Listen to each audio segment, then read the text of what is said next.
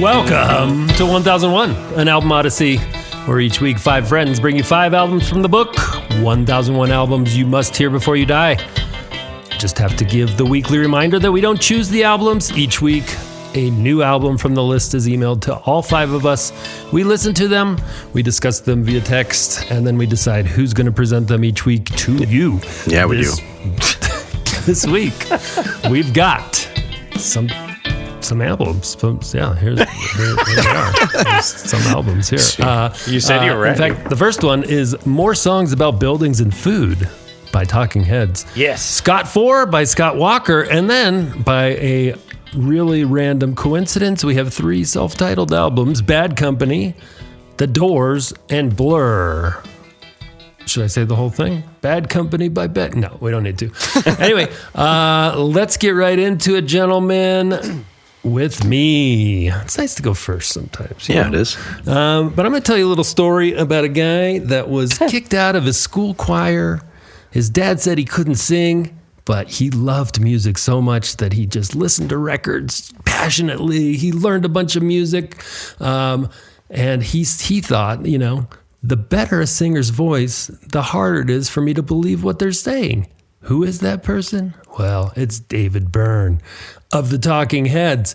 It won't surprise some of you to learn those facts, and it won't surprise some of you to learn that he was a total science nerd. He's gone on to be a nonfiction author. Anybody read any of David Byrne's nonfiction books? Was it the one about bikes? volcanoes? He's the one about riding bikes. I didn't look too deep into his catalog, but I was kind of surprised by that fact because I didn't know. That's cool.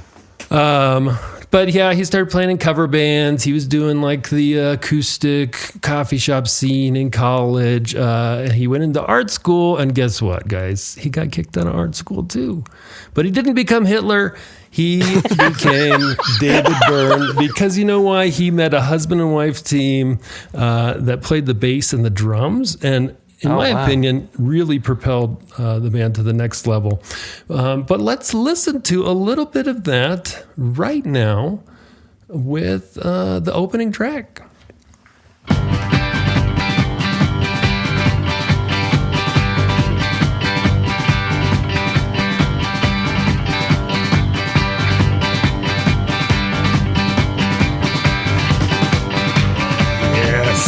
Yes, that's it. And that got me so fired up. I love that song, and it brings such energy. It's a great pick for the opener of the album.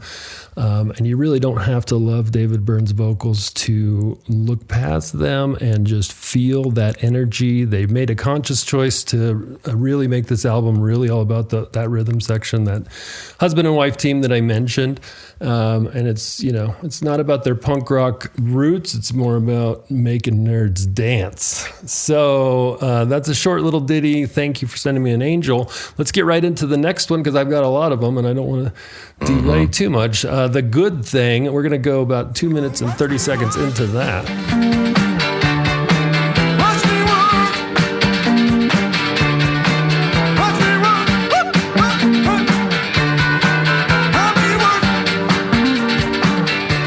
So you hear a little bit of Tina Weymouth. She was originally just the bus driver. And Nice. Like, we need a bass player. And so she literally learned to play the bass kind of on the fly. And she is a total pocket bassist. She plays a Fender P bass, which I have a preference to. Yes. And yeah, is quite good for just kind of learning kind of late in the game. And then her husband, Chris Franz, is the drummer, and we'll hear more about him in a little bit. The Engine Room.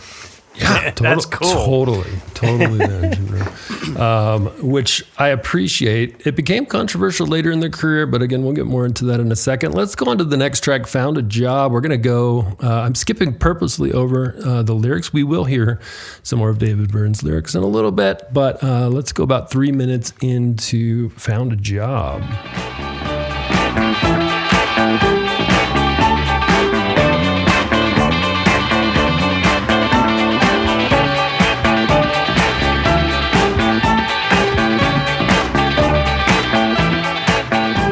So pay close attention to the rhythms there. Notice that what was that? The time signature, yeah. Yes, that's what I was going to say. That really like polyrhythmic stuff that was supposedly influenced by a lot of Fela Kuti, which we have covered in a previous episode. But yeah, I mean that kind of rhythmic stuff is super cool, and it's easily overlooked if you kind of write off from the vocals, which I totally get. Like I said, I get that, and that's why we're starting with this kind of stuff. Let's go into the next track, I'm Not in Love. About 2 minutes, 50 seconds into that.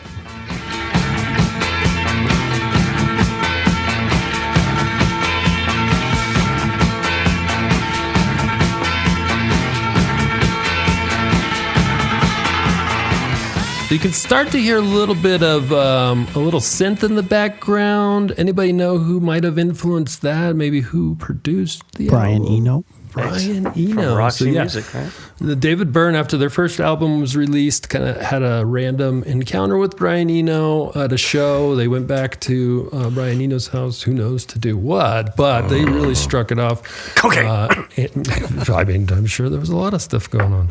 Who's to judge? But it doesn't matter, because that's how Brian Eno ended up producing the next 3 albums from the band. But what's cool is that anybody know any other songs called I'm Not in Love? Oh, 10cc? That's right, the 10cc version had just come out a couple weeks ago, so this was kind of Byrne's idea of a little tongue-in-cheek joke, right? He's going to kind of do the opposite of this ballady, super serious, love song, and he kind of made it into this awkward, neurotic, David Byrne style song. Let's go later into the song, because I like this jammy part, which is super cool. 3 minutes 42.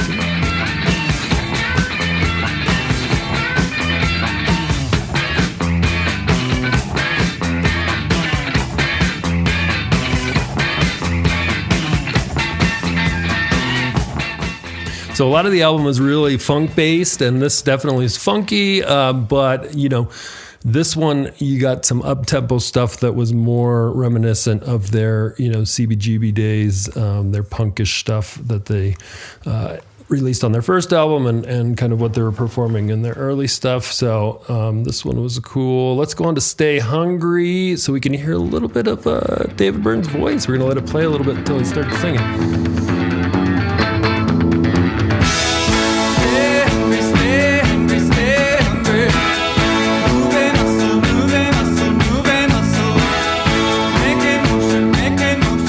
So you remember last week I was really bashing on Lenny Kravitz for doing a lot of repetition, and David Byrne certainly does a lot of that.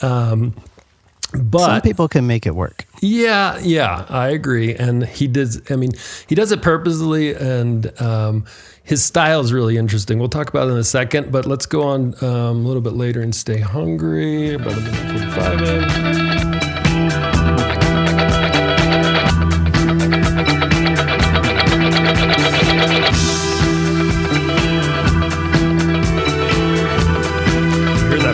Synth coming in. He's well known for using that synth. Did he play because he played on some of these albums, right? He didn't play on this particular one, but definitely was a big influence as far as adding those kinds of layers to what they had.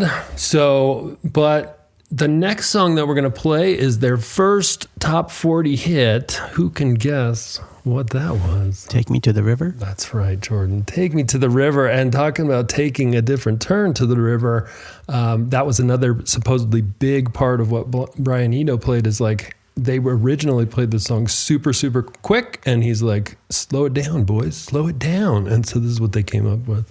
Take Me to the River.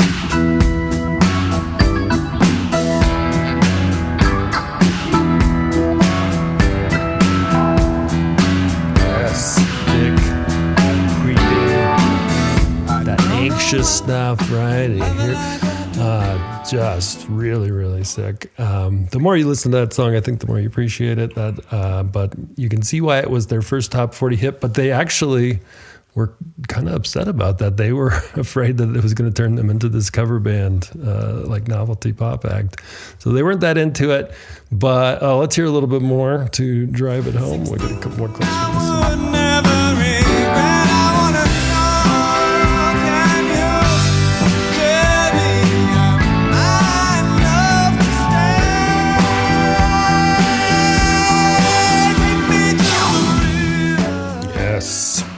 Chorus.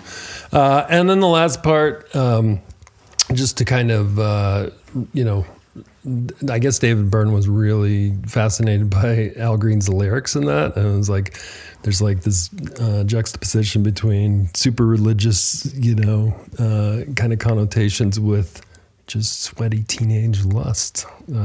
So 3:08, we get into the more little instrumental part I like.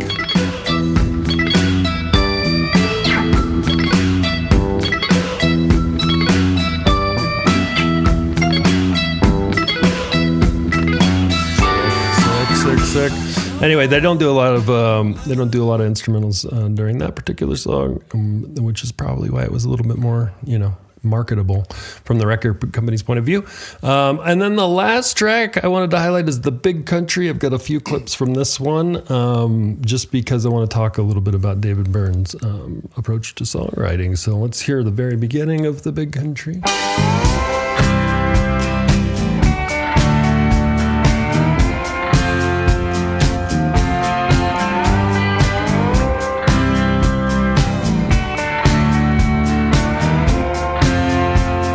So yeah, a little country-ish, a little bit of slide guitar. But apparently David Byrne started with the band coming together and just jamming stuff out, which is a really cool way to start. And then he would add lyrics and his part. But in the end, he ended up taking like full writing credit for stuff, which caused a little bit of tension with the band. And so people came out later with like the real story. So he, perhaps, depending on who you believe, he took a little bit more credit than maybe he deserved on the writing stuff. No matter what, though, it's just good music. So let's hear a couple more tracks from The Big Country. By the factories and buildings, restaurants and bars, for later in the evening. So not like groundbreaking lyrics. Like he didn't apparently get too caught up in that. He just he first started kind of just saying, nonsense stuff to get the basics down. And then he added words to it that, sometimes worked, sometimes didn't. Sometimes like that one's kind of funny. But in general, he didn't put a lot of thought into it. Like he saw it as a job that you clocked in, wrote stuff, and then clocked out. And if it wasn't going anywhere, you switched gears and then came back to it later. So go into about 2 minutes in Nashville. We'll do the last two clips. I wouldn't live if you paid.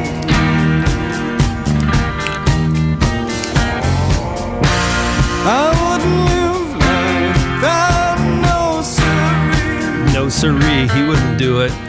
So he just describes typical America and the buildings in a great detail, but then he just says I'm not into that. But don't worry, at the very end, he does what is my favorite part about the Talking Heads, and that's the music. So we're gonna close with that at about 4.5 minutes. Oh yeah.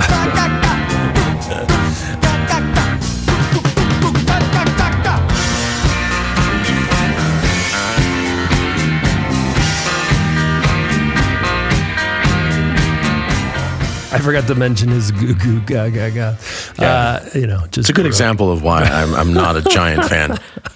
But I was trying to illustrate the fact that that's how he wrote, right? He started with that kind of stuff that didn't mean anything. Apparently he forgot to change those particular lyrics.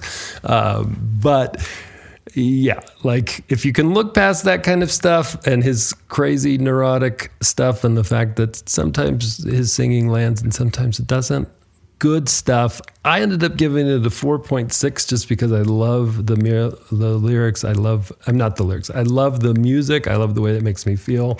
And being a big connoisseur of fish, I can look past some stuff. So what about you, Jake?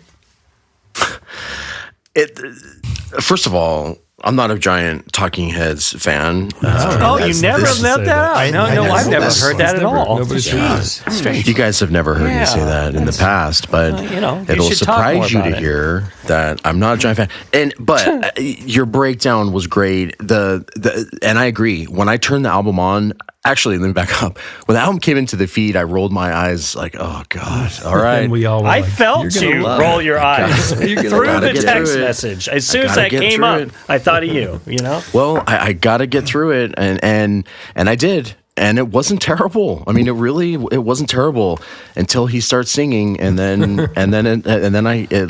I'm lost on it. The album itself feels like, you mentioned the art school thing. I wasn't aware of that, but it's you can feel the weirdness in all of their songs, I think, and it has this nervous anxiety almost, but it's almost like I don't know, dance floor meets Nerds. anxiety and nerd, which is a terrible way to describe it. But no, that's perfect. No, that's perfect. Well, sometimes people who hate things the most can describe it more clearly. Yes, okay, exactly. Well, hopefully I did it some kind of justice. But that opening song, and I can't remember the name of that song that you led with, on the album, but I just kicked ass, and I was really thinking, oh, we're going to be in for a treat here. Maybe this will sway me on the Talking Heads. He's got that weird stage presence too. He's lanky and real skinny, and he always dresses like he's an accountant, and he just has that weird stage presence, which is not, I shouldn't say weird, it's just unique, and he definitely has his own style. That's French for asshole. I'm going to get to my score so we can move on. I'm going to say 3 stars for me. Wow, that's actually pretty good. See, there's some hope. I was making this review with you in mind. Obviously, you're not the only one that feels that way about his vocals and his style in general. But that's great, Jake. Thanks. What about you, Ryan? Well, Talking Heads is something I grew up around. My mom was a huge Talking Heads fan, and we had the Stop Making Sense, the best video documentary concert film I think ever made, shot on film, and we would listen to that all the time. But this is a record that I heard a lot growing up, and so to me it's nostalgic too. So not only is it great, I love David Byrne. I have the opposite feel, but I think a lot of that has to do with upbringing more than anything. But I also really like the style of everything. I think the music is amazing. I love the time signature stuff. 4.8. Nice, dude. Yeah, I mean, and you're not alone in that either. And back to Jake's point about the art school thing, like there was a song particularly that he wrote about art school on this album. I had to cut some stuff because I always go overboard with the clips. But anyway, thanks, Ryan. What about you, Chuck? I really dig this album a lot. I like that it's still sort of guitar driven. Like I like their later stuff that isn't, but I like the guitar. I'm always wondering though, who's playing lead if it's David Byrne or Jerry Harrison. Yeah, it's mostly the other guy. Harrison, yeah. And he was in a really fun band, the Modern Lovers, which is an early American sort of punk band, post-punk. But I grew up, watching True Stories like Ryan, and also True Stories, yeah. I think when you see him on stage, you sort of get, it's like being John Malkovich. You get to step inside his brain a little, and I don't know. I guess that makes the music make a little bit like you get some clarity in the chaos or the dysfunction in the music, and I don't know. I find it like beautiful craziness. Have you seen the latest film that he did? I haven't. Jake probably wouldn't like that one either, but like they do a whole, like, they're all barefoot and there's like 30, 40 of them. It's all instrumentation and stuff. That's a whole stage presence thing. It's really entertaining. It's worth watching. Check it out. Yeah, that, I'd like to check that out, but I highly recommend people checking out True Stories. Great, funny film he made. Very, very arty. Oh yeah, he got a lot of shit for that. It's like a great Criterion. Well, like the whole Brian Eno part of this too. How much of the weirdness came from Eno? Oh, I think David Byrne's pretty weird. I think he gives Eno a run for his. but I wonder, the two of them kind of like, it's like, adding things together, to double it, Well, I mean, like imagine seeing the Ramones and then like seeing these guys on the same stage. That would be dope. Crazy different. I'm going to give it a 4.7. Perfect. Thank you, Chuck. And last but not least, Jordan. Well, what I really love about this album, it's kind of got this sort of like dance hall meets anxiety feel, and the front man just has this remarkable presence. He's really lanky, dressed like an accountant, just dances so beautifully. It's like, very astute. Yeah. It's like a Baryshnikov in an oversized suit. It's amazing. No, this album is just, I love it. Like the energy, just the weirdness of it. I love Brian Eno's production and just the kind of off-kilter lyrics that, and the song is called More Songs About Buildings and Food, just what a great album title. And the cover is pretty amazing. Ryan, remember we sang that?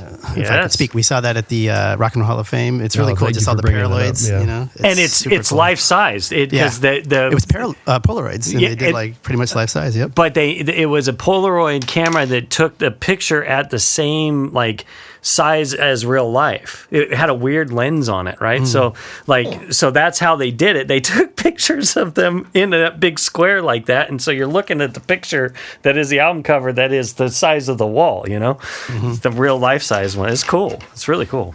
And yeah, getting to my number, I'm going 4.8. Nice. Well, and what's cool is I forgot about that. Thank you for bringing that up, Jordan. But the back cover is also an image collected of a whole bunch of other images. It was the first image from space of the U.S. And so it was almost the same exact number of individual images that they spliced together of the country, which I thought was a little cool fun fact.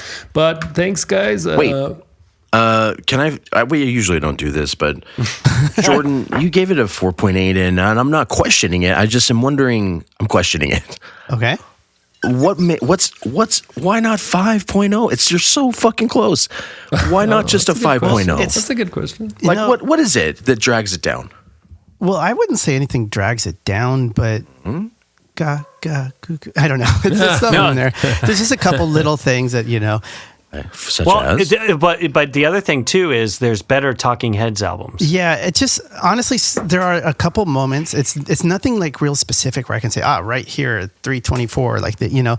It's just that sometimes it doesn't quite have the same drive and energy and honestly, Take Me to the River is okay. To me, it's not my favorite, and I think a song like that isn't nearly on par with the rest of the album. So it's just to me, it's not quite perfect, but it's very close. What if he didn't dress like an accountant? Yeah. If he didn't dress like an accountant, I would have probably given it 3. 3 stars. I gotta ask, Ryan, what's your favorite Talking Heads album? I don't know if I have one, but I've been listening Remain to in Light?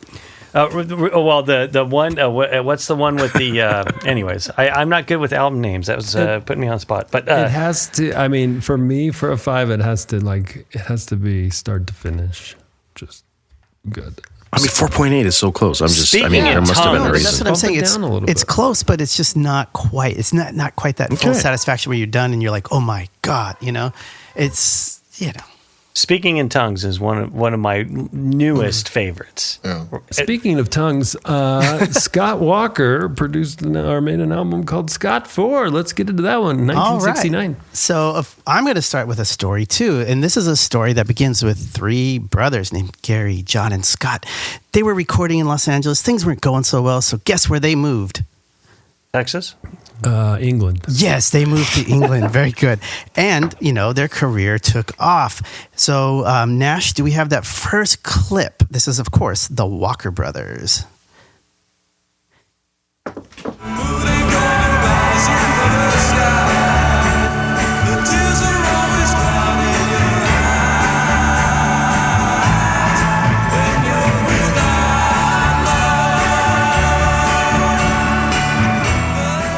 So that was The Sun Ain't Gonna Shine Anymore. It was by the Walker Brothers when Scott was with his group there. And that one reached number 1 in the UK. And it was a top 20 hit in the United States. And, it was one of those songs that kind of just, so amazing. Their sound, it was just this beautiful mix of Phil Spector's Wall of Sound, Roy Orbison meets Frank Sinatra meets a little touch of Jerry Butler in the vocal style. Just beautiful music. But sadly, they couldn't continue on as a group. And in 1968, they disbanded and the brothers, parted ways. Oh, man. Yes. But, the Walker Brothers, did you know that they're actually not brothers? No. They took that because, there were the Everly brothers, actual brothers. Oh. Then the Righteous brothers, not brothers. And so they thought, hey, just this brother thing, and it kind of makes us feel this sort of sense of unity. So they all took on like personas.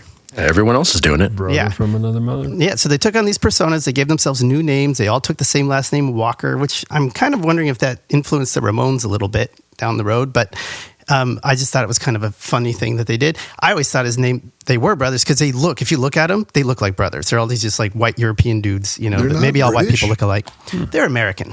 I did not from know that. Los Angeles. Wow. Yes. Okay. Life is a lie. Yes, the whole life is a lie. So, that being said, Scott Walker goes solo, and he's doing pretty well on his solo career. But in 1969, he releases this album, Scott 4, and it doesn't go so well. And I have to admit that when I first listened to this, I really wanted to like it because I love the Walker Brothers so much. I love them. I have like 6 of their albums. Their albums themselves aren't good, but the compilations, because they were more of a singles band. Yeah. So I have like all these variations of different mixes that were put together. But anyway, I listened and I was just like, I don't know, this is a bit different. And it's kind of like too melodramatic and it drags a little and I'm not feeling it too much. And I took this because I thought, well, I might appreciate it more than other people just because I like the Walker Brothers so much. I know Chuck likes Scott Walker, but I was like, just give it a try. And I think when I first rated this album, I gave it 3 stars. But I got to tell you, listen to it like 8 or 10 times, it starts to grow on you. Like a fungus. Like a beautiful fungus that just grows through your brain and, that's what you need to do with talking heads, Jake, So, yeah, I guess. Yeah, that's what happened to me with this. And it was just kind of surprising. So one of the reasons that this was a bit different was because Scott Walker was very much influenced by the chanson, style of French singing, singers like Jacques Brel and Serge Gainsbourg. And he was really emulating their style. So it was like that Walker Brothers, but if you tune down the Phil Spector a little bit, and then you bring in this sort of French chanson style of singing, which to me is not, I don't know, it's an acquired taste is all I got to say. So that was one of the things that I think it was kind of filtered in there. And so we'll just take a listen to a couple of these influences before we get onto the full album, just real quick to kind of give you a sense of like what was going on with him. So let's go with that Jacques Brel, Amsterdam, if we can get that going, Nash. D'Amsterdam, il y a des marins qui meurent, plein de bière et de drames, aux premières lueurs. So for some reason, Scott Walker loved the shit out of this guy. And like, I don't know. I mean, Chuck, do you know Jacques Brel? I did not. It's a panty dropper. Yeah, like exactly. Like, I mean, even I'm wet. I don't know. Whoa. That's because you pooped your pants. You took it too far, man. Across the line? Oh, darn. I feel dirty. That's right. It's fine. I feel dirty. It's that rolling R thing, man. Just imagining the possibilities.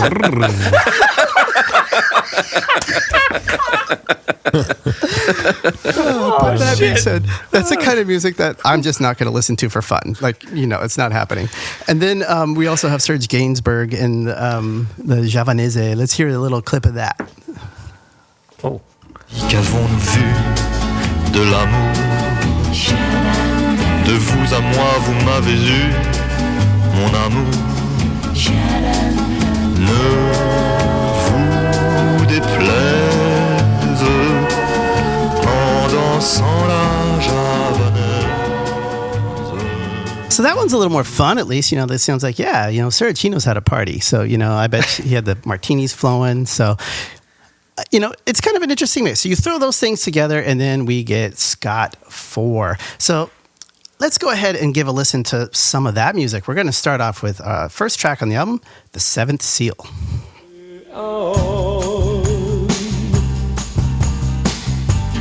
Anybody hear of plague in this town?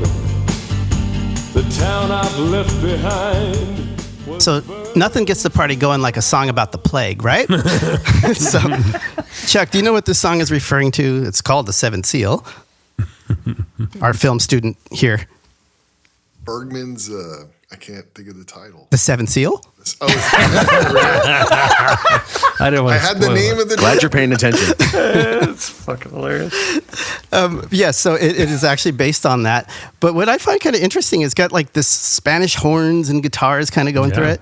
But the movie was set in medieval Sweden and has nothing to do with Spain at all. I don't know. I guess it's for dramatic effect. But Artistic liberties. Artistic liberties. Yeah, I guess he's imagining the knight, because it was about the knight playing chess with death. And, that's what's happening throughout the movie. And, I guess he's imagining, like, because Spanish conquistadors or something. I don't know. But anyway, it's an interesting song. And you can kind of hear some of that Serge Gainsbourg influence in there.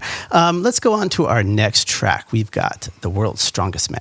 Didn't you know that I'm not the world's strongest man when it comes to you and your world I'm lost? Can't you see the towers?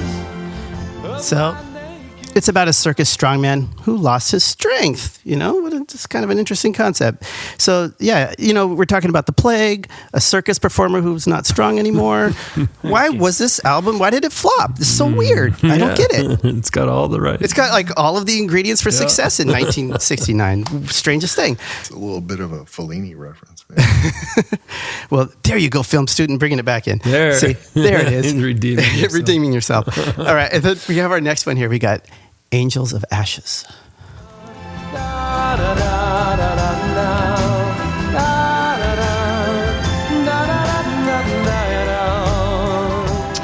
That actually wasn't Angels of Ashes. Yeah, that was the second cut that you had listed. I forgot I did that. Sorry. Thank you. Sorry, I wasn't paying attention. My bad. So let's go ahead and listen to Angels and Ashes right now. That's a good segue. Yes. If you're down to an echo, they just might remember your name. So in this one, you can really hear the strong influence of that chanson style. It was, Does melodramatic. That get you wet? Sorry, what's that? Does that get you wet? Yes. And hard. All right, Jake, that's another level. Sorry. I was saying it makes me all sweaty. I don't know what you're talking about. I think Chuck made a comment about that on the text group about veiny and the Seventh Seal, if I remember correctly. Yeah, it's referring to, a dick slap. Oh, God. Yeah. Well, anyway, it's very much in that chanson style, the melodramatic and very clear enunciation and la-da-da, So let's hear one more. We got another clip from this before I... All it takes to confess is a word, just a word. I can recommend Angels. I've watched. I don't know. I love the arrangement because it's kind of like that wall of sound style, but stripped down. It's got a little bit more air. It can breathe, and you can hear the individual instruments. And it's not quite as showy and ostentatious, but just beautiful. And it's there's a lot going on, but it still kind of has a subtle feel to it. And the next one, this is actually the song that kind of really like drew me in and thought there might be some more possibilities and maybe I was missing something. Because by the way, this album, has been loved by lots of people, like Radiohead and Pulp and, David Bowie. They all really love Scott Walker. So, so this song here, this is an interesting one. Let's go ahead and hear the first one. It's Boy Child. Upon your back, take him away through mirrors dark and blessed with cracks, through forgotten courtyards where you. And I'm sorry, right? Would it mess you up too much if I just had you play just the intro, the very beginning, real quick of this song? No. Okay, I just want to hear the very beginning, real quick. Did he start this? Now this.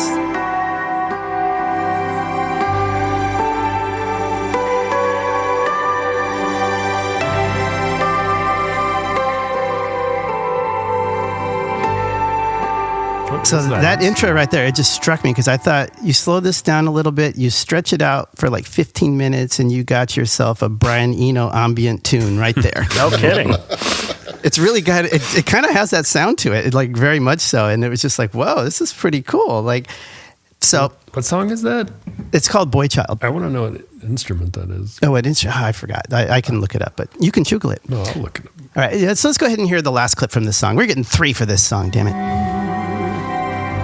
That's when her song begins. She'll make you happy. She'll take you deep within. I don't know. This one is just... She'll take you deep within. Well, it's symbolic, metaphorical. So just you imagine.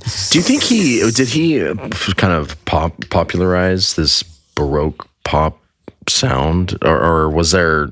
No, this was already well established genre. Well, the Barack Obama, the Baroque pop that you were talking Barack about. Obama. Yeah, Barack Obama. He was there Thanks, too. Obama. Yeah, when he was being born in Indonesia or whatever it was. Yeah. I did that. No, that's hard. I don't know, like the chamber pop stuff, kind of because that stuff it all seemed like it was a little bit later, and I have a feeling like this and the French stuff and a lot of European influences were in there, and I don't know that I could say he particularly popularized it because again, this album bombed, but his albums before this actually were doing really well. But this one was reappraised later on, and people kind of said, "Oh, it just wasn't appreciated very well in the time." But let's move on to the. Is this our last one? Oh, we have 2 real quick. Let's just go ahead. The old man's back again. The old man's back again. The old man's back again. The crowd's just gathered. So the full title of this, The Old Man's Back Again, and then in parentheses, dedicated to the neo-Stalinist regime. So, it's good to dedicate some songs to Stalin, right? Wow. But that bass is pretty killer. Make a comeback. I know. The bass is bringing it up to 4 for the instruments. But this one, it's not, it's basically there was the Prague Spring and what was Czechoslovakia at the time. People were, fighting, trying to gain democracy and more freedoms, more rights, and it was squashed by forces backed by the USSR. So he's kind of saying like, Stalin and his tricks are back at play. So that's what it was. It was basically about like how these hopes for freedom had been crushed, and basically it's that same tune playing again. And so that's where he's coming from with that one. But let's go ahead and hear the next track. Clip off of this track. Man to walk behind. Devoured by his pain, bewildered by the faces who pass him by. Yeah, so that bass is pretty awesome. So, just the more you listen, the bass wasn't even something that struck me the first time I listened to the song because I think it was just sort of the melodramatic story that's being told. But it kind of has that good groove, It's about like people getting their hopes and dreams crushed, but you're like, you want to dance. Yeah. So something to be said for that. All right. Last track we're going to look at is Duchess. Makes me feel like a thief when you're bleeding. Duchess, Duchess, light up your candles for me. There's little bit, kind of toward the beginning too, there's kind of a little bit more country guitar. So it's kind of got like a country mixed with all those other influences. And it's just really beautiful. And I don't know, I've been listening to it in the car a lot to try to prepare for this. And like this morning when it came on, I don't know what it was, but it just like, I almost cried when it came on because it just hit me. So let's hear the next clip from this one. Says I've nothing left for concealing. It's your shiftless flesh and your old girl's grace. It's your young girl's face that I'm breathing. I just love that song. And so, as I was saying, this album, it took a lot for me to grow on, and it was odd because I was listening and I was like, there must be something here. And then after the more I listened, probably was the 7th or 8th listen in, all of a sudden it just really started to click. And then like every time after that I listened, I just started to really feel it and just love it more and more. So if you have time for it, go for it. But I can see how it's not for everybody. But what's interesting is like this album was a high point, I would say, artistically for him, but it kind of derailed his career because it didn't do well. So this was the first album, or maybe one of the first, he wrote every single song himself. And so after this, they didn't trust him as much. They had to do covers, and it just was kind of, he wasn't able to express himself very well. And then, Did he compose them? He wrote all the songs, and of course, I'm sure they had musical arrangers and stuff who added a lot of the layers to it, but they are his musical compositions, technically. He's the credited writer for all the songs. But, the Walker Brothers then reformed a little bit later, and then, they had a couple albums that were sort of following in that same vein that he had been doing solo post this album, where they're just doing covers. And then they found out that their record label was going to go bankrupt, and they're like, you know what? We have one more album we can do. Let's do it our way. And that album, it was called Night Flight. And they wrote the songs themselves. They did the style of music that they wanted to do. And then that, kind of was a turning point in his career because that was a lot more cutting edge. And at the time, David Bowie really loved it, and a lot of people were really influenced by it because it kind of was like, a little spark toward new wave and that kind of thing. So then he had another album in 1984 and then took a long break. And then he came back with this album in 1996 called Tilt. And it was this really avant-garde conceptual album. And then at that point, people were like, whoa, he's a genius. And so that's when people really started to go back and look and listen to this album again, because they're like, there must be something good on there if this guy made this crazy, brilliant avant-garde music, And so this album was reappraised, and now it's considered a classic. So I just thought that was, very interesting, and how such a beautiful album, like, it basically ruined his career. So that's what, sometimes sticking true to your art, there's a price to pay, and that's an important lesson to learn. So anyway, I'm going to say that right now for me, this album is almost perfect. 4.8, but I bet you if I come back in a year, it's going to be a 5. Wow. I started as a 3. Oh my. Wow. Something's wrong with your star. What's wrong? Well, it's the 7th Seal had Spanish guitar that throws me off, and that song is a little bit weak. Right. But okay, I'll go 4.85. Okay, that makes me feel better. All right, so now I'm going to get to my rating for this album. I'm giving it 5 stars. Fuck you, Jordan. Right, let's move on then. Magic of editing. Fucker. I love this album. I don't really, sometimes I wonder why I like it so much. And I don't even remember, I think the Spotify introduced me to Scott Walker. I can't remember. I don't know. Like you were talking about those French crooners. I'm not going to try to say the name of that style, but I think as far as Serge Gainsborough, like his duets with Jane Birkin and all are sort of fun, but and he's got that cool image that I think like Scott Walker might have borrowed that image.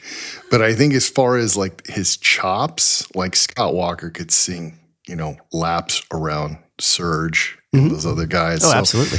I think to me, that's sort of why he's amazing. Is it like, he's this sort of crooner, but then he has this amazing vocal ability and like really interesting compositions, which you highlighted really well. So I'm going to give it a 4.6. Oh, 4.6. That's pretty good. Oh, and if you're interested, there's a really good documentary about him called 30th Century Man. It came out in 2006. And I remember I watched that like 15, 16 years ago. And that's kind of what made me like really want to look into his solo stuff. I watched it because I was interested in the Walker Brothers, but I recommend it. It's a really good documentary. What's it called again? I'll put it up on the it's website called, too. 30th Century Man or 30 Century Man. 30 Century Man? That's Okay. what it actually says. Scott Walker, 30 Century Man. Not no TH. All right, cool. All right. And so thank you very much, Chuck. Let's move on to Jake.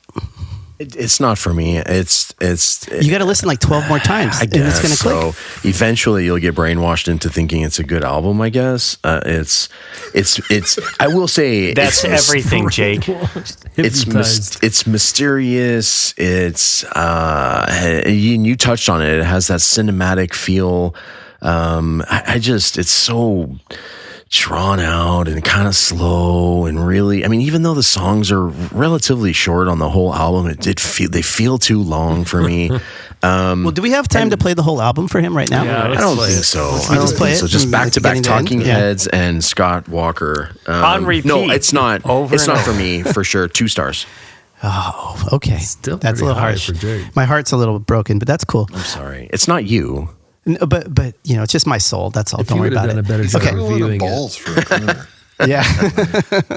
All right, we're going to move on to Mike. But They're thank you for your wet honesty, balls. Jake. Thanks. On the text group, as I was saying, I was kind of revisiting some texts, but I said that bass guitar, boom, the instruments in general, boom, 4 stars. Singing 1 star, and then I did the average and it was 2.5, and I was like, no, that's too high. So then I messed around with the numbers a little bit. I went down to 0.1 and 3.9, which ended up into the ones, which I was happy with. So 1.9.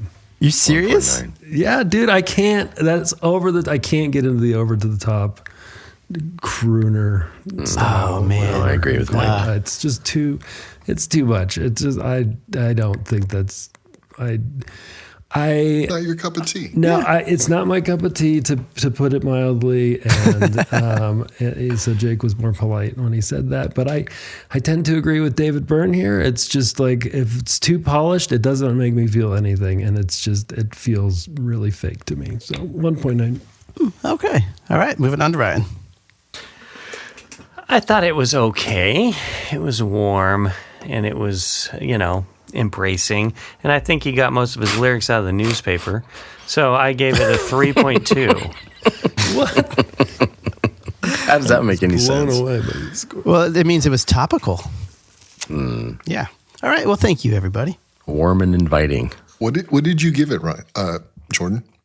A 5. Oh, fuck you, man. The first time he gave it a 4.8. I gave it a 4.8. Then I went to 4.85. I'm just going to put the whole edit in. It's just going to be the whole It's thing. good. Yeah. People like that. That's how it is. Wow. Jessica likes that. It kept growing on me as I was even talking. That's what I'm saying about this album. Like You sold yourself. Shout out to Jessica. On to something that's a little more straightforward. Bad Company, and onto the self-titled albums. Bad Company's Bad Company. 1, 2, 1, 2, 3. I had to take one from Chuck. Yes. So, every goddamn bar band in the world plays this shit. And yes, it saved me. pretty It pulled good. me out of a hole. That It's- was fucking the best thing I've Thank ever you. heard. I know. We needed this palate cleanser. well, it's kind of the Bad Company is an interesting band because the bass player is from King Crimson, and there's just it's like a super Oh, I didn't group. know that. Yeah, it's like the remnants of Free. Free, yeah, 2 of the guys from Free, and then Hoopley or Hoople or some shit. I don't know. Mott the Hoople? Matt the Hoople, yeah. Mott. Mott. It looks like Matt from here. Yeah, what can I say? The artist. It is called Mott the Hoople. You're making that shit up. So obviously he's the famous one. Christ. Jordan's But gonna break. Don't leave him alone for a little bit. Let him recover. Don't hang up on us, dude. I can handle bad taste, but being stupid, that's another thing. Jesus Christ. Oh, so anyway, Bad Company was the first. This is the first album for Bad Company, and it was the first album released under Swan Song, which was Led Zeppelin's label. That they created after they dropped from their label, and it was basically the Peter Grant guy that did it, who's the famous big guy with the duffel bag full of coke and cash because he only got paid cash. He's basically what gave Led Zeppelin the run for the money that they had. That's a lot of people give him credit for that. So it's interesting. So they actually recorded this album in the same place that they recorded Led Zeppelin 3 in that castle thing. And they used a mobile recording rig, but it wasn't the mobile recording rig that Led Zeppelin used for 3. It was what they used for one of their later albums. It's this Airstream that they put together. It's Ronnie Lane's mobile recording studio. So it's interesting. They kept going back to the castle and doing this kind of thing. So it's got an airy feel to it. It's got an interesting... and the kind of like hits off of this, I've heard so many times, and I played them a lot because every drunk, middle-aged or older woman wants to hear these type of songs, and dudes for that matter. So anyways, but there is some really good songs on this album past the hits that you hear on the radio all the time, and so that's what I'm going to more highlight here. So here's one of them. I want you to dance.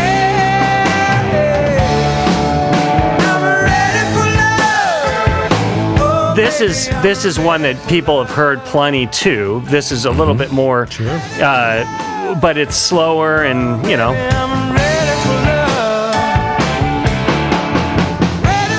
But it's got some cool rock and roll elements, like the piano and the live ambient sound. They did record a lot of this, all playing together, which is cool. And they actually had to do some stuff where they overdub vocals and those type of things. But the majority of the album was recorded in real time, so it wasn't overdubbed and that kind of thing.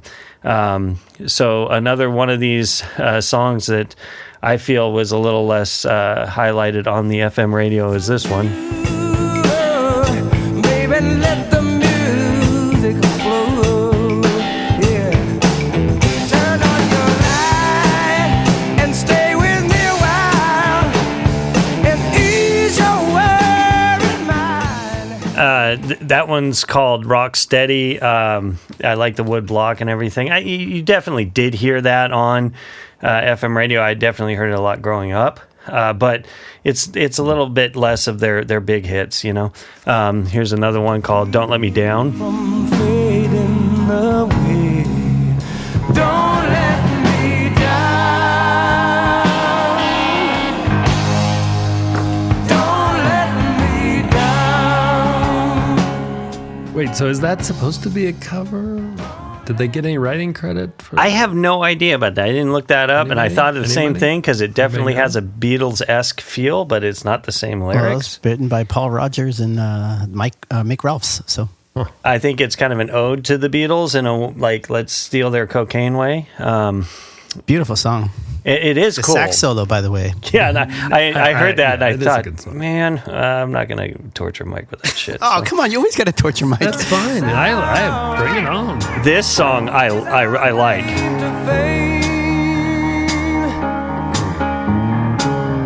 I can hear him say,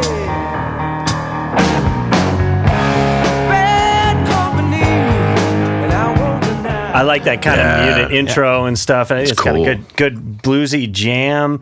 But I like the kind of like mysterious way it starts and everything.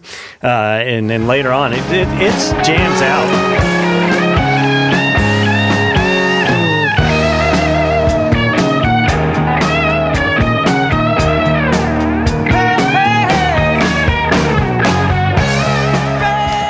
But I take issue with their like trying to pretend that they're from the Wild West when they're fucking British.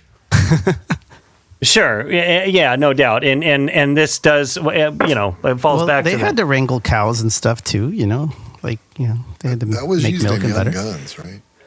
Was it? No, I thought it was in the. Well, I'll look it up. I'm gonna Google it. So it wasn't Bon Jovi you're thinking of? Or did he do a cover of it or something? No, he did the Shut Down in Blaze of Glory. Oh, yeah. They did, yeah. The Bon Jovi did the whole soundtrack. Yeah. Also, take it easy on the Brits. We have like 2.5 listeners over there, man. What I love about this, it's Bad Company by Bad Company on the album Bad Company. That's pretty good. That is great really too. play Yes. the part. Well, and it's kind of an introduction to what Bad Company is too. And honestly, like it's got a good feel, but it's real simple, bluesy kind of. And anyone can play this music. It's kind of a good like starting. Let's play some chords and be in a band and learn how to play together type thing. And I think that's cool. I think, when you're trying to learn an instrument, you're going after things you can immediately relate to. And I think that this is something that does that well. I mean, obviously to do it good, you got to have practice and everything. There's a lot of power to it too. Because sometimes Exactly. like doing something simple that could still like just hit like that, that says something. Plus, Exactly. you can really fucking shovel snow to that bad boy. I tell you More what. than Scott Walker? Tell you what. Yeah, it was some- So last song is this one.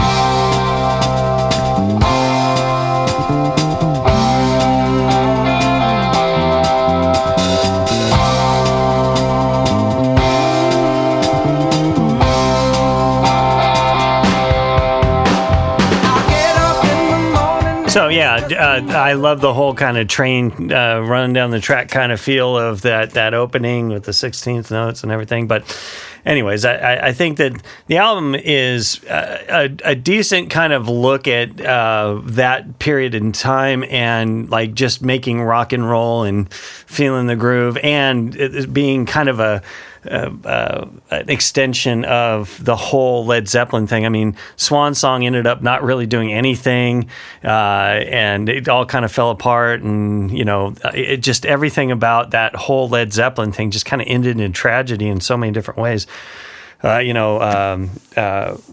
it Robert Plant's kid died shortly after a brawl with one of the with the producer guy there, and it just like ended up snowballing into a big clusterfuck, and none of them ever really got out of it till much later. So that's what cocaine will do to you. But this to me kind of gets a picture and a print of like cocaine kick to that. yeah, this definitely was fueled by a lot of that kind of feel, right? And that they're basically following the footprints of Led Zeppelin and trying something out, and it's just kind of a simpler version of that. Anyways, so I gave it a 3.8, probably mostly sentimentally, but I'm gonna switch over to Chuck and see what he's got to say about this. I like that slower one. I think it's "Don't Let Me Down," and I think part of the reason I like it is the vocals work. Whereas like a lot of the other songs, the vocals are really in the foreground. And I personally just find them almost nauseating. And I don't know if that's just like sort of what I think about when I hear the songs in like classic rock radio stations and, those type. I don't know. I'm just not a fan. I'm going to give it a 2. How about you, Jordan? Funny about this one, because I grew up hearing this as people who listen to classic rock radio, KLOS, all that stuff, like it was always on, and I didn't like it at all. It was just like one of those things. I was like, oh God, you know what I mean? And then I don't know. I just sort of a little bit later I started listening. I was like, wait, this is actually pretty good, because I think I had enough distance and I was kind of able to listen to it fresh again somehow. And it's just like it's good. It's fun rock and roll music, and every song has good energy, and I actually like Paul Rodgers' vocals quite a bit, especially on Bad Company. And Don't Let Me Down is a beautiful song. Love that song. It's one of the best ones on the album. And for me, it's a 4-star album. Nice. Okay, and what do you say, Jake? I thought it was cool that they're not just introducing themselves. It feels like they came, fully formed, and I don't know. I mean, you mentioned it about the classic rock influence, the radio influence. Like it just, they have those riffs and jams that you'll always hear on classic radio stations. And yeah, I liked it. It's just, it's simple. It's not overly done. It you can sing along to all the songs. I like that. For me, 3.5 stars, 3.5. Okay, and Mike, what do you think? Yeah, rock and roll, at its most working, man. I can also, have a lot of history with that style of stuff, working in an auto body shop, having that on 24/7. And so, yeah, the nostalgia factor is definitely high for me. I could see what, people would have issue with the vocals, but all of that combined gives it a 3.9 for me. Nice. Okay. So I wonder how much of this is influenced by a blue collar background too, if that means anything in this. Yeah, I think it does. Grab a broom, people. Thanks, Ryan. Great coverage on that one. Let's move into something completely adjacent, different, right? The Doors. That's right. Doors, self-titled album from 1967. Man, what a great time that was in our history. Was it? For music. At least for music. Yeah. We can admit that. It's music. Yeah. And honestly, fellas, I want to step out on a little bit of a limb here and say that, I think there's few debut albums in rock history that arrived this fully formed. I mean, it's in 67, they didn't just release a great first album. I mean, they unleashed something dark, something poetic, and definitely with this psychedelic vision that felt dangerous and mysterious. And I mean, really, like unlike anything that you could hear on the radio at the time, and so that really comes into play for me through the whole review here, because it was a very unique sound for them for music at this time. The Doors gave us a #1 hit. They gave us this psychedelic epic. And one of the most controversial songs of the 60s, all rolled up into this one amazing album. So let's jump right into it. Nash, let's hear one of the most iconic songs from the album, Break On Through. Night divides the day. Try to run, try to hide. Break on through to the other side. Break on through to the other side. Break on through to the other side, yeah. So cool. Just, the first track on the album, it has, these themes of breaking limits and transcendence and, of course, psychedelic consciousness, which... You mean drugs? Well, yes. And I can appreciate that, especially listening to it with a little bit of influence helps, I'm going to say. Sorry, Jessica. But the song, of course, was originally censored because of the lyric "She Gets High." The word "high" was removed from early radio versions, of course. But let's listen to this PG-13 sample from "Break On Through."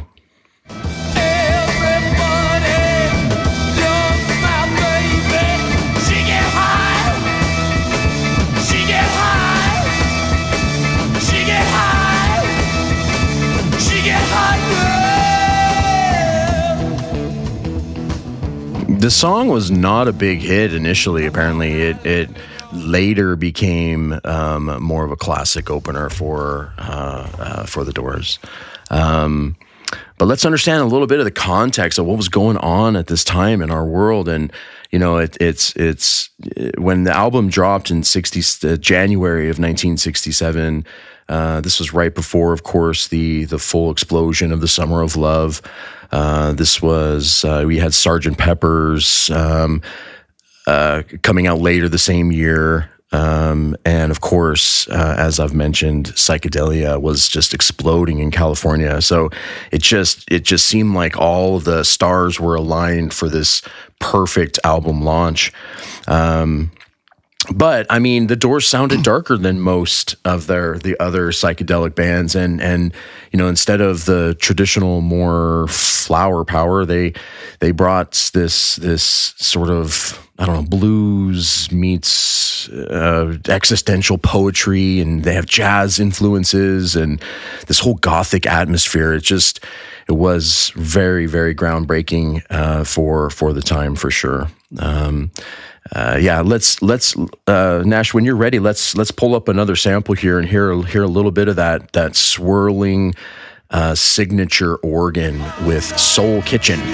Soul Kitchen, why my mind be your gentle stone? Turn me out in a wonder, baby, stumbling in the neon grow with your fingers weak, quick minarets. It's cool. It's so cool. This was apparently the song was inspired by a real LA restaurant called Olivia's, and Morrison supposedly loved it so much that he wrote a song about being locked out after closing time, and went on to become a fan favorite live track. So there's Soul Kitchen. So who are the Doors? Well, of course, you have Jim Morrison on vocals. He's definitely, I would say, a poet first and a rock star second. Inspired by Nietzsche. Am I probably saying We're going to let wrong? you suffer with that. Nietzsche. Yeah. Let's say that. Nietzsche. And of course the beat poets of his time. Then you have Ray Manzarek on keyboards. Probably saying that wrong. Sound like an elementary This is really school fun. principal. Let's Yeah. You sound it out. Okay. Ray Manzarek, are you here? Is Ray Manzarek here? Aaron. D-nice. Right. Yeah. But I thought, I mean, he is, of course, the band's secret weapon, right? I mean, not only do you have Morrison, who's writing these very poetic jams, but you have Ray, let's just call him. That's he's playing his bass parts with his left hand on a Or his feet. I have it, or his feet, yeah, on a. I have it right Hammond here. Fender B3. Rhodes. Or Rhodes. He Fender also played Rhodes the bass. He played the Hammond and stuff too, didn't he? Mm-hmm. I'm going to say yes on that. You have Robbie Krieger on guitar, who has those blues influences, and of course John Densmore on drums with more of the jazz. He was a jazz influenced drummer, so he adds a little bit more of that swing and dynamic groove that you hear in the backbeat. But of course, this is the album that the Doors famously had no bass player on the entire album. That was all taken care of by Mr. Well, Ray. they did, but it was keys. Okay, well but no official bass player. There's no actual bass guitar. Mm-hmm. Correct. Yeah, so that's what I'm trying to say. Anyway, let's jump into the next sample on the album and hear "Light My Fire." That I would be a liar if I was to say to you, girl, we couldn't get much higher. Come on, baby, light my fire. Come on, baby, light my fire. Yeah, we've all heard this one.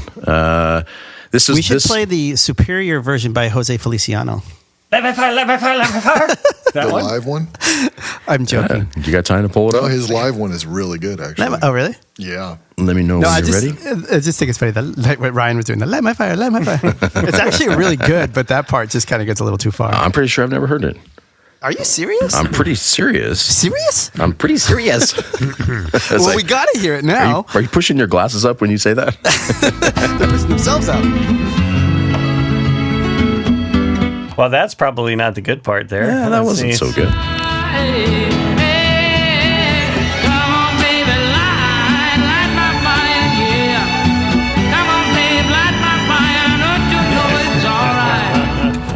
There it is. There it is. Wow. He's really getting after it there. Yeah. On YouTube. And he keeps going too. Who was that? Who was that? Jose Jose Feliciano. Feliciano. Okay. When did that come out? At the same time, like all right. Well, we're going September 5th, 2011, according to Well, yeah, Not really. We need someone to move us along. Yeah. Anyway, so he did. I want to wish you a Merry Christmas. You know that song, Feliz Navidad. That was him. Police stole my car. Oh my God. Okay. We're off the rails here. Yeah. So as I was saying, Light My Fire by The Doors, released as a single in 1967, this hit the #1 Billboard charts. Of course, has the massive organ and guitar solo section, the middle, smack dab in the middle of the song. The song itself is nearly 7 minutes long, but it's due mostly in part to those solos in the middle. I tried my best to choose a pretty cool track or a sample that would highlight those. Let's hear that when you're ready.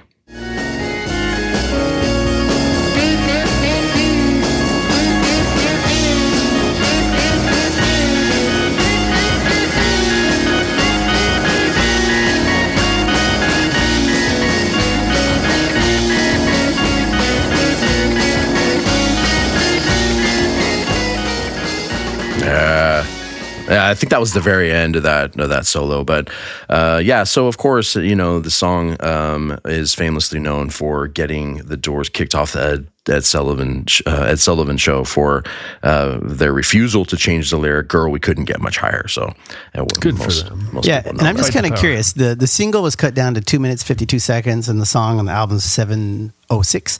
Which one do you prefer, Jake? I like the long, drawn-out version for sure. The jammy parts in the middle are so cool. Yeah. And I actually agree, because I normally, me, I kind of like the cut-down ones. But this one, it's really good, and it just really goes places. And yeah, I love it. It's not the same song without those solos in the middle, I don't think. Anyway, but let's get into the very next sample here on one of the most beautiful songs on the album, I think, in The Crystal Ship.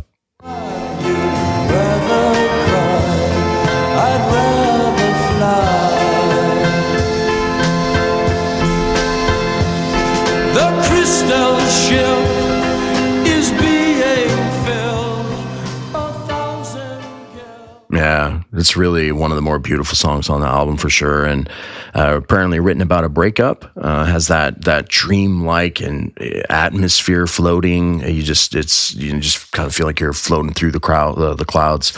Has that delicate piano in the background, and yeah, shows the band's more softer side for sure.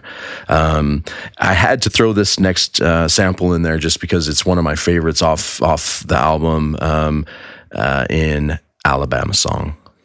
Well, show me the way to the next whiskey bar. Oh, don't ask why. Oh, don't ask why. Show me the way to the next whiskey bar. Oh, don't ask. This was actually a cover from a 1920s German opera. It's crazy because, as I did just a tiny bit of research anyway, you could really tell his influence for the German culture throughout this album. And this is another example of that. It was a German opera written by two dudes named oh God, two dudes. Who cares? Bertolt Brecht? Thank you. Bertolt Brecht and Kurt Weill. Yes, that's right. Apparently they were this legendary German artistic partnership in the late 1920s who revolutionized musical theater. So anyway, there's that. But the Doors turned it into a surreal barroom anthem, I think. Yeah. So how was this album recorded? Yeah, 1966 in Sunset Studios in L.A. Producer Paul A. Rothschild. And what I thought was really interesting is many of the songs came directly from the band's Whiskey A Go-Go performances in L.A., and that's where they did most of their or they gained most of their notoriety through Whiskey A Go-Go, and did a lot of their sort of rehearsals as they were playing live, and just kind of the album just started to evolve there. So a pretty cool story. that's exactly where The End evolved is in this club. So perfect time to hear that next sample of The End. Beautiful friend, this is the end, my only friend, the end of our dear love. This is the album's centerpiece, in my opinion. I mean, it's the last song on the album, but it's definitely, for me, this is the nucleus of the entire album, and you really get a feel for the entire band's whatever. You guys, Are you having you know what I'm trying to say. You know what I'm trying to say. They're We're all versatile. getting to that age where that's real concern. Versatility. Whoa, good for you for getting out there. Thank you. I'd get there eventually. But of course, this is 11 plus minutes long. Again, started as a breakup song and then evolved into this psychedelic epic. It's got haunting sitar-like guitar from Krieger, and of course Morrison's spoken word sections, and the infamous monologue that's really weird and dark and really creepy. When you're ready, let's hear a little bit of that monologue.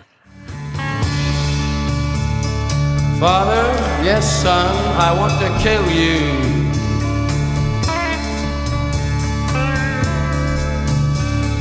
Mother, I want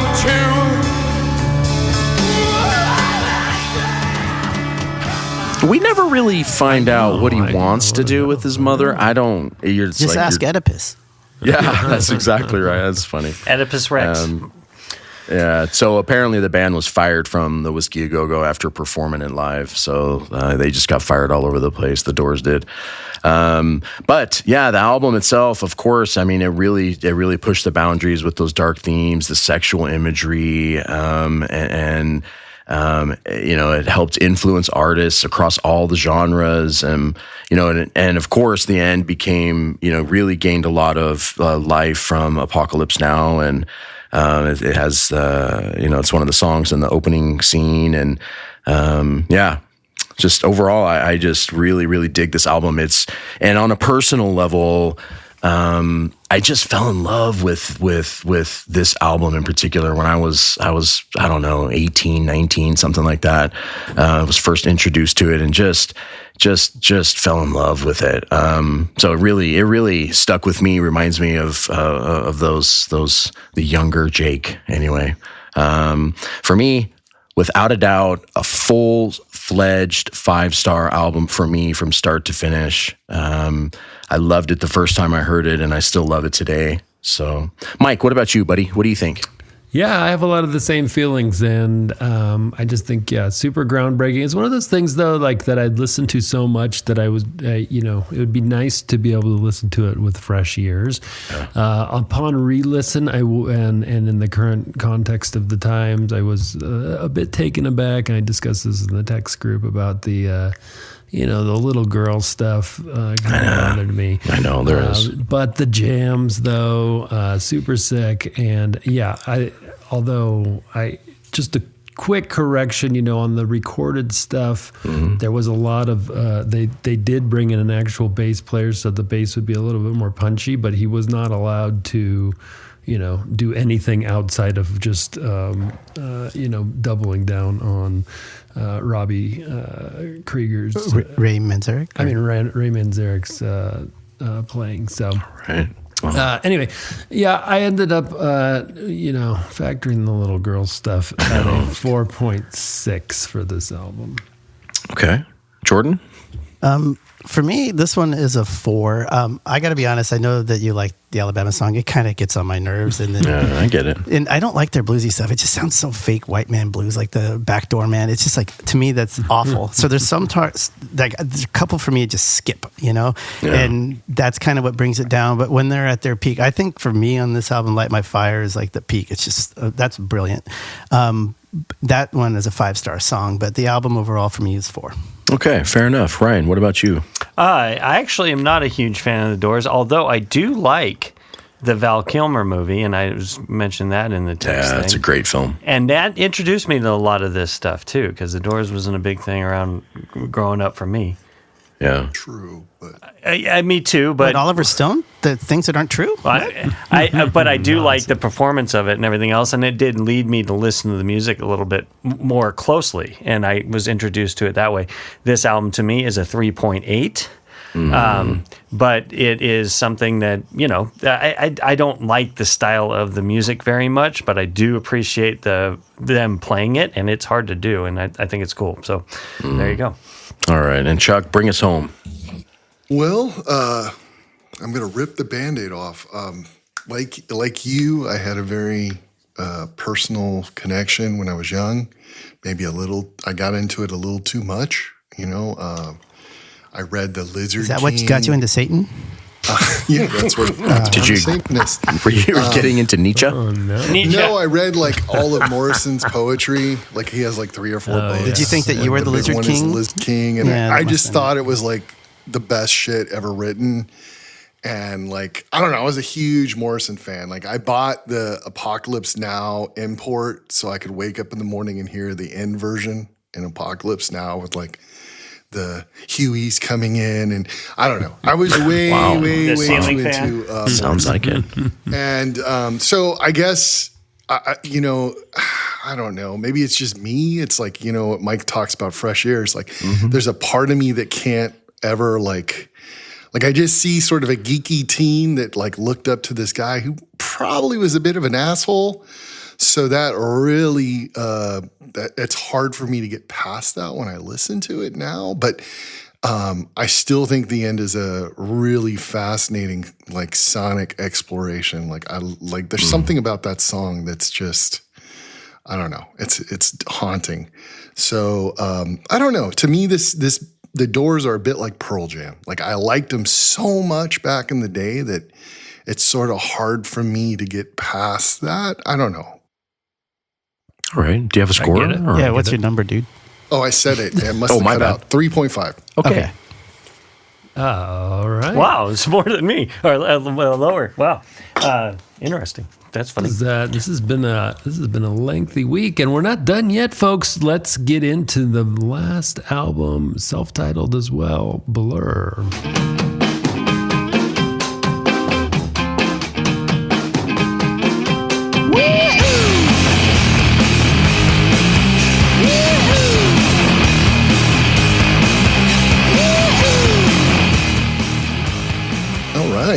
That is song 2. Does anyone know what order that song comes in on the album? Is it the 4th song? Yeah, it's the second song. Oh, that's so weird. on Blur's self-titled album, Blur, which oddly enough for a self-titled album is their 5th studio album. And the song and the album are classified by many as lo-fi, indie rock, alt rock, art rock, which was a big departure for Blur in their previous sound. They became a band in 1988 in London, England, and they had a very different sound. In fact, let's listen to a little of their biggest single on their previous studio album, The Great Escape. The single was released a little less than 2 years before the song we just heard, Song 2, in August of 1995.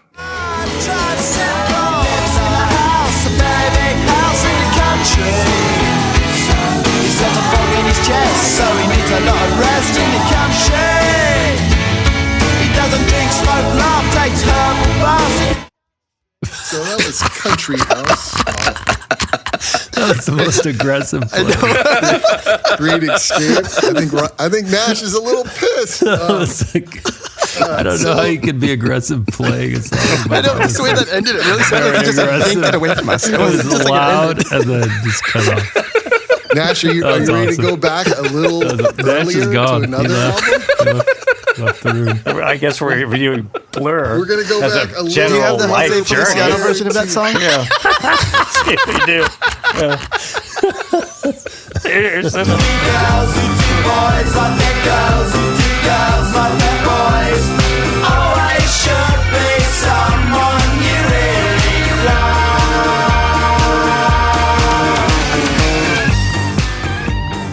And that was their big single off of the 1994 album Park Life, Girls and Boys. And both of those were squarely in the Britpop sound. But it's funny, let's hear another sample of song 2.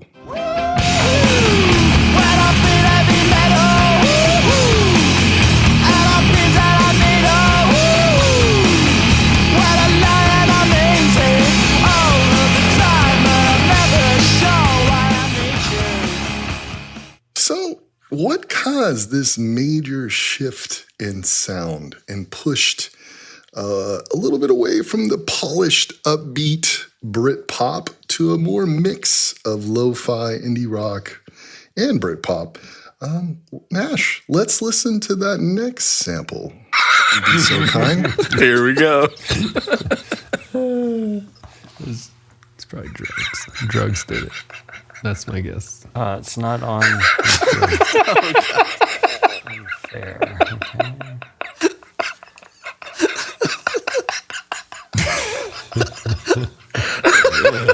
So funny.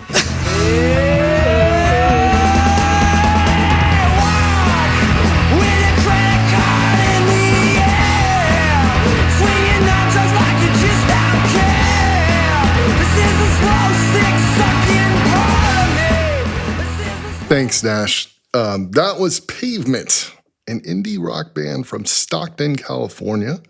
And that was Unfair, a track off their 1994 studio album, Crooked Rain, Crooked Rain. Now, going back to song 2. Can you explain why you just played that? I'm not going to ask you to play another sample, but just going back to song 2. I agree with Jordan. What did Jordan say? It just seemed random. Are you going to explain? I am. Oh, I am. okay. If you interrupt, I can't. Oh, sorry. Okay. Oh, you'll have plenty of time in between the songs. So going back to song 2, which is Blur's biggest hit. It's their most streamed. It's their most played songs, most requested. And oddly enough, like a lot of people feel that they were really influenced by Pavement and a lot of indie bands of that time, that lo-fi sound. But in a June 1998 interview with NME magazine, lead singer Damon Albarn dismissed claims that their 1997 self-titled album, Blur, was heavily influenced by Pavement, stating, "That's rubbish." However, in a 2018 interview with Kyle Meredith of Louisville Public Media, Blur's guitarist Graham Coxon said, addressing the band's shift in sound, "I drove them," referring to Blur, "absolutely crazy, blasting Pavement, Minutemen, Slint, just battering them with it."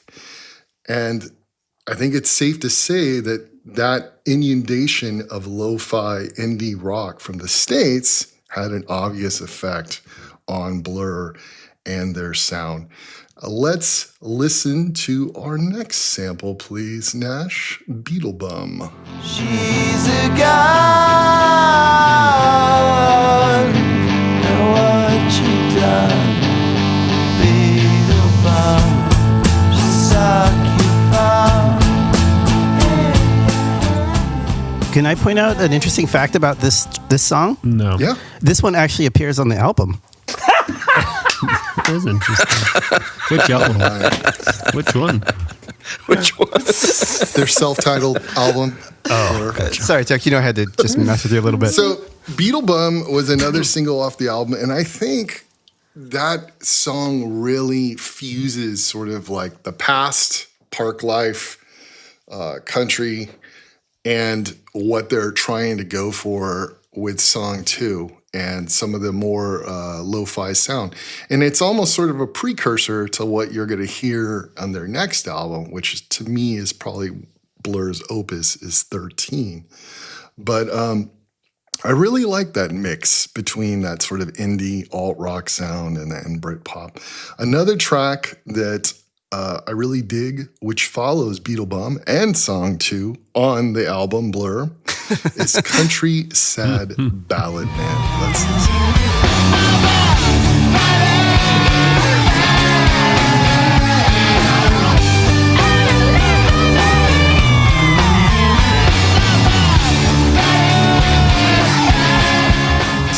Whether or not Auburn, whatever, gives credit where credit is due, I think Coxon managed to steer the group in a fun new direction and a positive one. I think sort of, genre blurring is what gives us new sounds and inspires artists. And I don't know. For that reason alone, regardless of whether they want to give credit to what inspired them, I think this album was inspiring to a lot of people. So I am going to give it a 4.2, and I'm going to go in order. Jake, what do you think? The album itself reminds me of fraternity parties in the late 90s that I would go to, and you just couldn't get away from the girls and boys, whatever that song was called. So that's from Park Life. Album. That's like an earlier. Which I was we reviewed too. Well, that song was good too. That song was good too. It just takes me back, the whole genre, all the samples we played from all the different bands. But it's I think for me a solid 3 stars. Ready, Jordan? What you think? I got to tell you, I love Crooked Rain by Pavement. I know that Cut Your Hair was sort of overplayed, but it's a great song, and I'm giving that album 4.5 stars. All right, moving right along to Mike. Yeah, well, you took my joke. Oh wait, did you want me to review Blur? Go ahead. No, Jordan, we need you for the average. Blur gets 3.8, by the way. 3.8. Jordan left. Wait. Hello? Uh-oh. Hello? We lose Mike? No, I'm here. Oh. Hello? Can you I hear just me? confused everybody. Yeah. Jake, what was your score again? It I'm seemed sorry. like everybody else dropped off. 6 stars. No, really, what was your score? 3 stars. 3 stars. 3 stars. I give Nash 5 stars for all the effort. Good job, Nash. Oh, my God. Jordan, what did you give it? 3.8. Oh, okay. All right. Yeah, you took my joke. I was going to rate each of those albums, but I'll just let's get right to my rating, which was a 3.9. Fair enough. Ryan, what do you think? I like Blur a lot, and this album is, I think, one of the less liked out of the ones I like, so I would give it a 3.6.